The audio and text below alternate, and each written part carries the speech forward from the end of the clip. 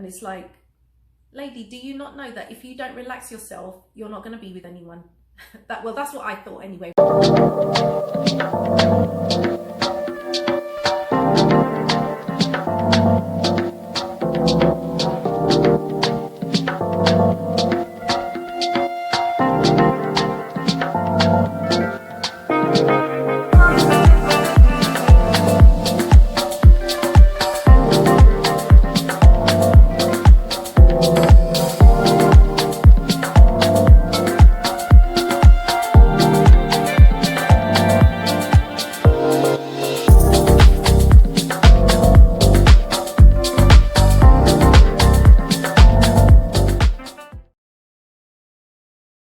Hey guys, I'm Chez and this is Chez M0i. Welcome back to my channel and to another video on the final Friday of 2022.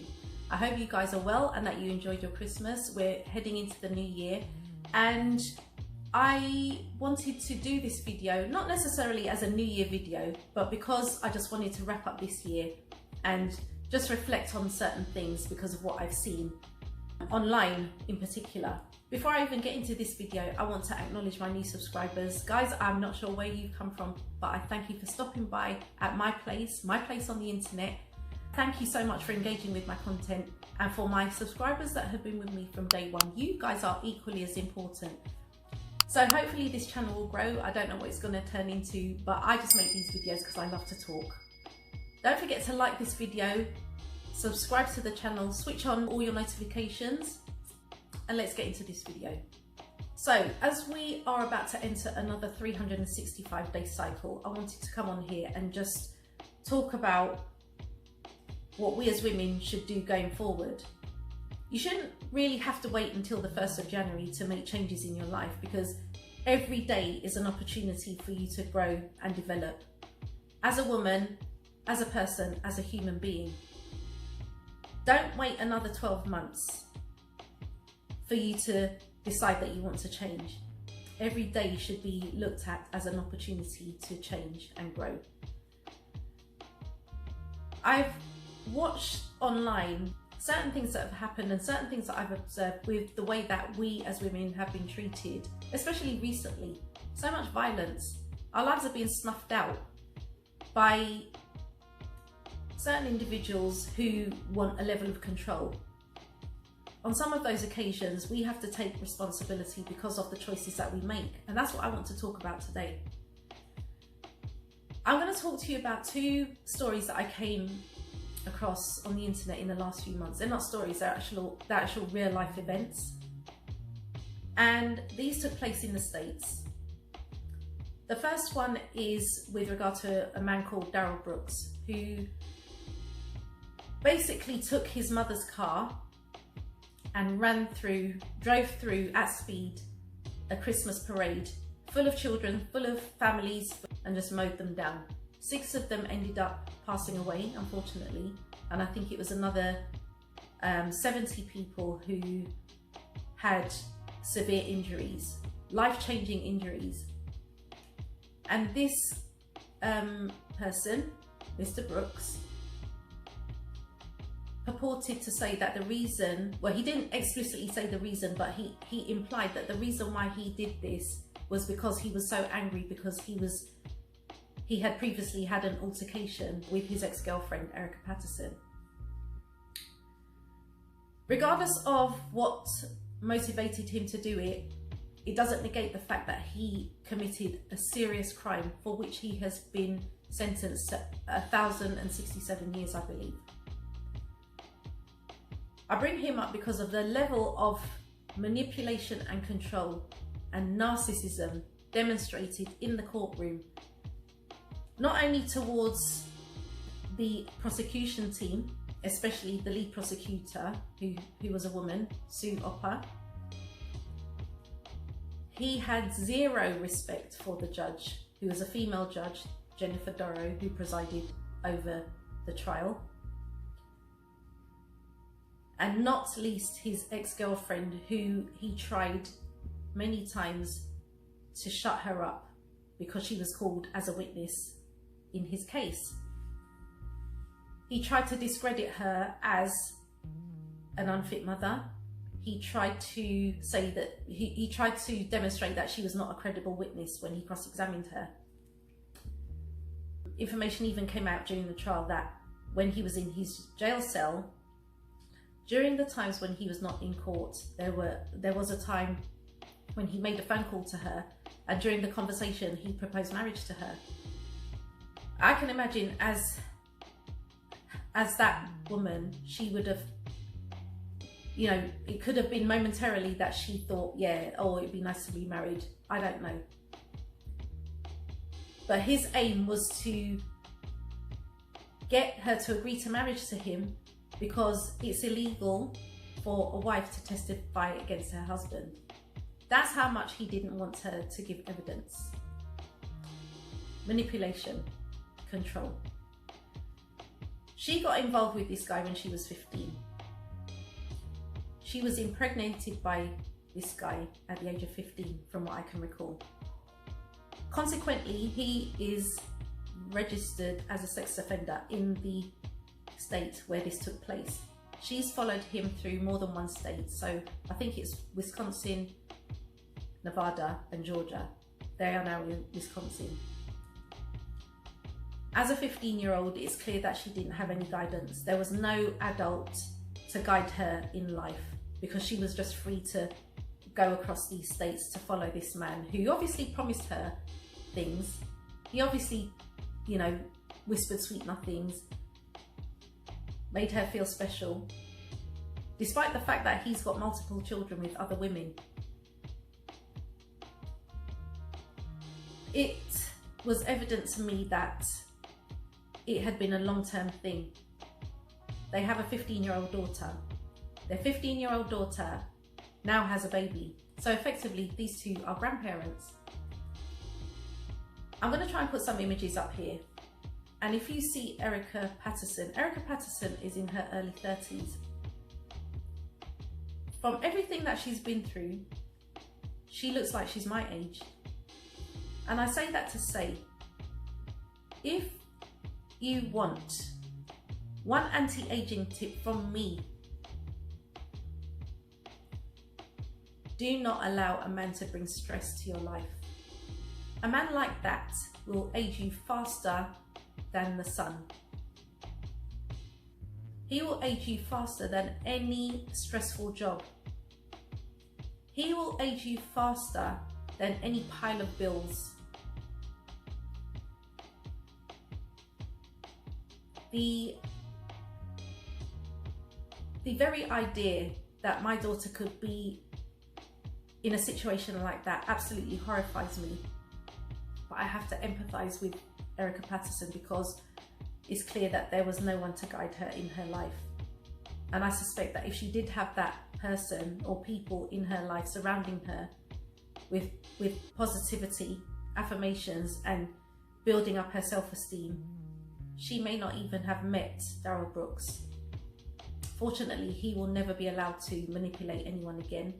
He will never be allowed to commit crimes again. And with that said, I have to look at his mother, because she seems to be an enabler. It seems to me that he would bully her, because a few weeks prior to this incident, he had committed a crime and was put in jail. The bail was set at $1,000 from what I can recall. She actually paid that bail and he was released. Had he not been released, this crime may not have taken place. That there would be a high chance that this crime would never have taken place. And what adds insult to injury is that he actually used her car to commit this crime. The car was registered in his mother's name, Dawn Woods, and this is what made me literally shake my head. That same car he had used in a rap video, which they found on his Facebook account, and you could see the license plate. It was the exact car that was used, and this guy still tried to deny his involvement in the crime, even though he was clearly identified by many witnesses.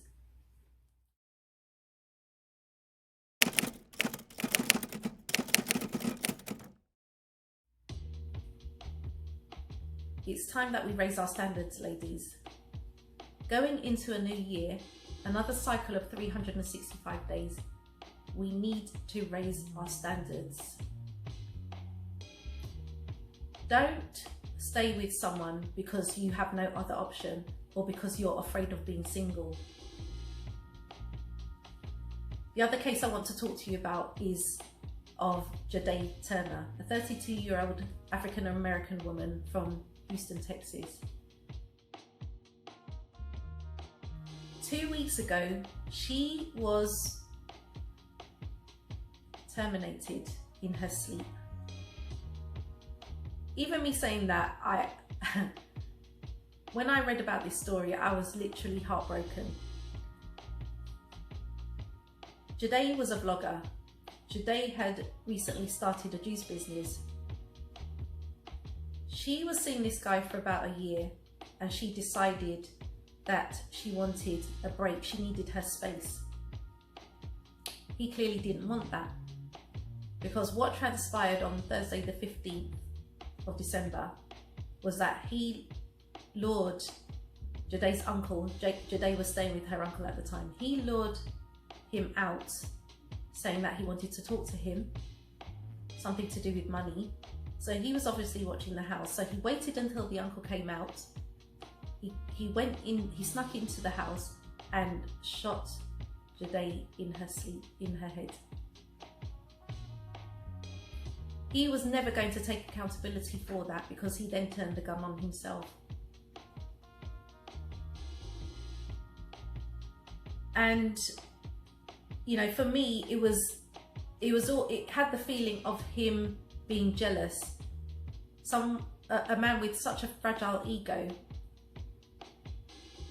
that he couldn't bear to see this woman succeed. And again, I'm going to say it's perfectly fine to be single. For all of you men that are watching this video, this is not a male bashing video. I just want to highlight for us as women going forward to stop falling into these situations which could potentially end our lives. This doesn't apply to all men, obviously, but these are the two cases that I came across, and I just thought it was a valid time to highlight this. Don't view your single status as something to be ashamed of. Don't view your single status as something that has a stigma attached to it. There will be times, New Year's being one of them, where you're going to feel lonely if you're not in a relationship, and you'll be compelled to log onto your dating app, swipe, swipe, swipe, pick up a date for New Year's Eve, all because you want a kiss at the stroke of midnight. Not with any intention of embarking on a long-term relationship, but just for that short-term gratification. Will you regret it? I don't know. It depends where you are in your head right now. When I'm speaking in front of this camera about things like this, I've got my, you know, people that I know in my head, including my daughter. I mean, she's got her head screwed on. But when I say my daughter, I mean people of her age who I know, who are in my life. I'm speaking to them. We all make mistakes. I'm not saying you'll never make a mistake, but we need to make better choices. We all have a list of some sort, whether it's in our head, whether it's on paper or on a device. I love lists. They help me to stay organized. They help me to stay on top of what I need to do throughout my day, throughout my week, throughout my month. That applies to relationships. I've made lists, but I've never, believe it or not, I've never actually stuck to them. It's just been a reference point for me. But I know that there are some of you who have such a robust criteria that you will not be moved from that. You won't be moved from that. I even heard, I can't remember which program it was, but a lady rang in, it was on the TV, a lady rang in and she was saying that she hasn't had been in a relationship for about 10 years. So people, the interviewer was asking her questions and she said she had a list. So she read out her list and obviously the panel were like, oh, that's very rigid. And she was not willing to move from any of those points at all. physical appearance, you know, salary, whatever car he drove, everything like that. He had to meet that criteria and she wasn't going to budge. And it's like, lady, do you not know that if you don't relax yourself, you're not going to be with anyone? Well, that's what I thought anyway when I was watching it. So when we're talking about lists, you want certain attributes within your partner, that's fair enough. But don't make your attributes so rigid that there's no room for flexibility. So for example, you want someone who's 6'1". You want them to have light skin. You want them to have grey eyes. You want them to have nice curly hair. You want them to drive a Porsche. You want them to earn a 6-figure salary. You want them to live in a massive house. You want them to take you on exotic vacations. You want them to take you to expensive restaurants for dinner every other evening. If you didn't know, that's an unrealistic list. It's unrealistic. And I'll tell you why. Number one, are you those things? Because like attracts like. Do you meet at least one of those attributes in your own list? Number two, the guy that you're looking for with those attributes is unlikely to turn up at the venues that you frequent. Because if you ran in the same social circles and your paths crossed, you more than likely would be together already. It's not a given, but chances are that you would be together because you have the same common interests when it comes to social gatherings. He's not looking for you, and that's not a criticism, that's just fact. He's not looking for you because the type of woman that he's looking for is in his social circle. Do not turn your nose up at the guy who's 5'8" because your preference is 6'1". The guy who's 6'1" may be the right height, but he may not have the right heart. I'm gonna say that again. The guy who's 6'1" may be the right height, but he may not have the right heart. I just want you to let that sink in. Don't turn your nose up at the guy who has a darker complexion.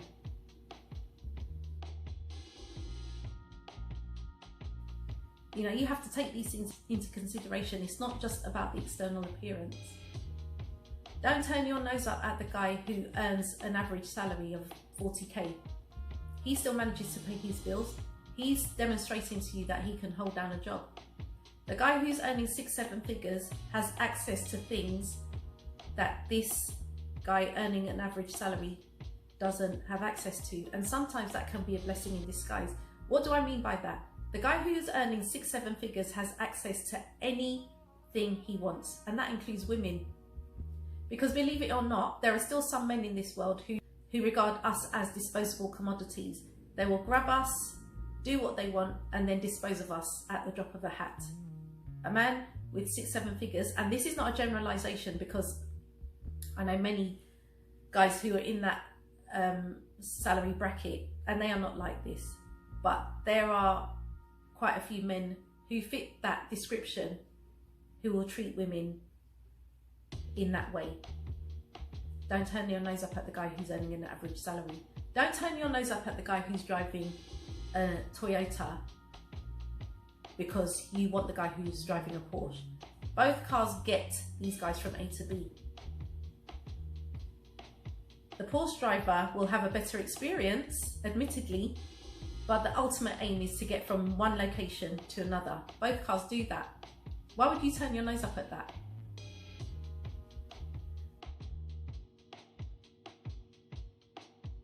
So I say that to say that it may be time to revise your list, because clearly your list isn't working. You may need to relax one or two things. You may need to budge on one or two things because not everything is a deal breaker. Clearly what you're doing now is not working for you. Are you willing to be less rigid and open up yourself more to the possibility of having a successful relationship rather than being tied to this unattainable idea of what you want your partner to be? So in conclusion, let's hear what Uncle Steve Harvey has to say. Listen, let's stop playing this game. We know the deal. Because let me explain something to you. When we're all across the room and we meet you, when we see you, we see the only reason we walk over to you and we start talking to you is because you have something we want. That's the only reason. We walk over to you because we see something we want. Our job as men is to go over there and see what it's going to cost us to get what we want. That's what it is. So we already know this is going to at least start with a plate of food. Then we know if we're going to keep getting what we want, we're going to have to make some type of commitment. Then we know if we want to keep getting what we want, we might have to buy a ring up in here. Then we know if we keep getting what we want, we're going to have to ask you to marry us. Men aren't that complex. They're not as complex as you think they are. And I want you to consider this as you go into the new year. So guys, that was just a little video, my final video of 2022. I hope it was useful. I hope it had some useful information. Let me know what you think in the comments. Do you agree with what I've said? Do you disagree with what I've said? Either way, I'll be interested to know your thoughts. So as I end this video, guys, I want to wish every single one of you a happy, prosperous, peaceful, and healthy new year.